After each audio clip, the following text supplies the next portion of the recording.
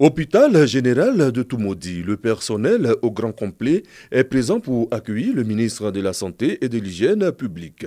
Le docteur Eugène Aka Aoulé veut s'imprégner du bon fonctionnement de cette structure sanitaire. Pour cela, tous les services sont visités.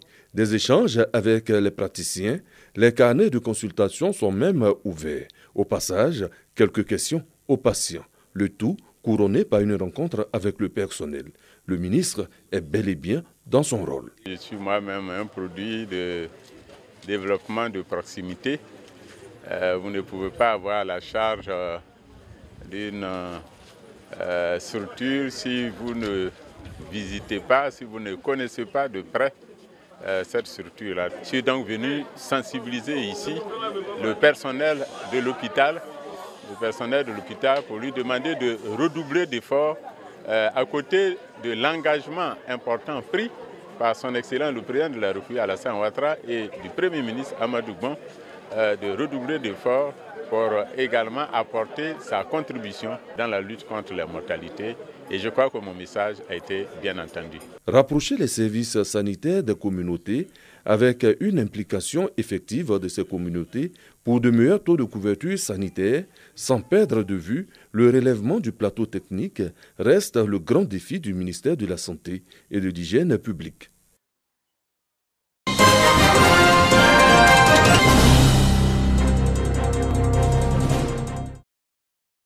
Des démonstrations de secours d'accidentés, de maîtrise des feux domestiques, mais également des expositions de produits de sécurité au travail et de protection des personnes. La deuxième édition du salon Solutes Africa n'a pas dérogé à la règle.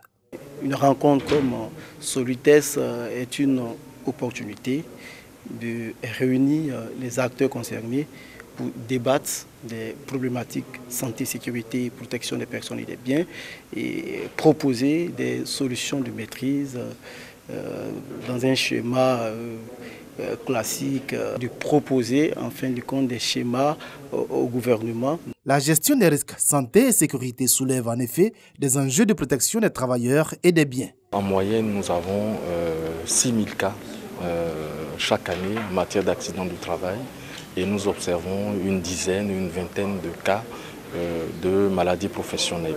Cela nécessite des frais, que ce soit des frais pour la Caisse nationale de prévoyance sociale, mais aussi des coûts qu'on peut appeler coûts indirects pour les entreprises, sans compter bien évidemment la souffrance des populations et la perte de productivité par exemple pour l'entreprise. Le Forum Santé et Sécurité réunit chaque année les professionnels du secteur tout en leur permettant d'échanger sur les pratiques et de proposer leurs solutions en matière de sécurité et de santé au travail. Nous participons à ce type de salon pour nous faire connaître davantage et de proposer nos expertises, nos produits et nos savoir-faire au grand public afin qu'ils évitent le pire chez eux.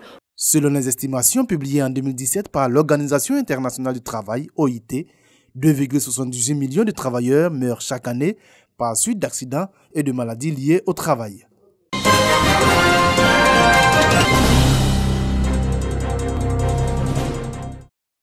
L'accessibilité aux fonds internationaux liés à la lutte contre les changements climatiques reste difficile. Comment élaborer des projets qui respectent les critères des guichets climatiques? Une question au centre d'une rencontre à Abidjan en vue d'élaborer un projet de préparation de la Côte d'Ivoire à l'accès au financement climatique.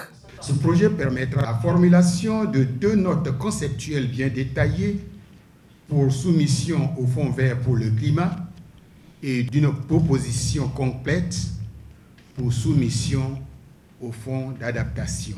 Ce projet favorisera l'étude sur les options pour l'accréditation de 2 institutions nationales de la mise en œuvre auprès du Fonds vert pour le climat. Le projet de préparation de la Côte d'Ivoire à l'accès au financement climatique bénéficie de l'appui technique et financier de plusieurs partenaires.